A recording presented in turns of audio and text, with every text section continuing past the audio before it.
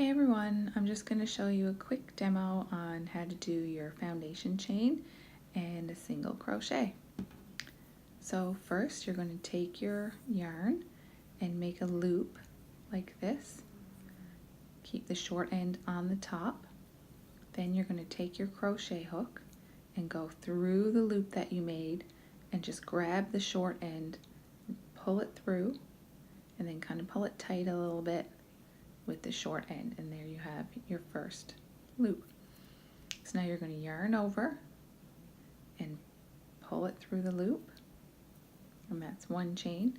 Yarn over, pull it through again, and you just keep going for however many chains it is that you need to do. I would like to have 5 single crochets at the end, so I'm going to do 6 chains.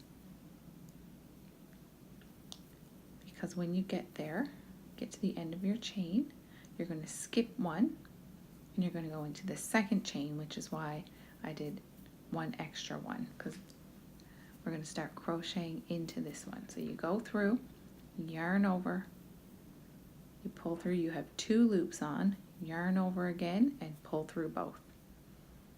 Then you go in through your next chain, pull your yarn through, yarn over, and pull it through both. And you just keep going. So you go through your chain, yarn over, pull through, you have 2 loops on, yarn over and pull through both. And then you just keep continuing on until you get to the end of your chain. So this is the last one. Yarn over, pull it through the both of them. You can kind of tighten it up with the short string at the end if you need to.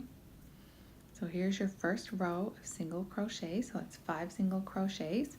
Now we're going to yarn over and chain 1, just like we did at the beginning, and flip your work over. And now you're going to, instead of going into a chain, you're going to be working in through your single crochet. So you go in through your first stitch, skipping your chain, yarn over, pull through, yarn over, pull through, yarn over, and pull through both. So you just keep going, 1 into each single crochet that you had previously done. When you yarn over and pull through the first time, you have 2 loops on your hook. You yarn over and pull through both of those. And make sure you get all the way to that last one. And there you have it. There's 2 rows of your single crochet.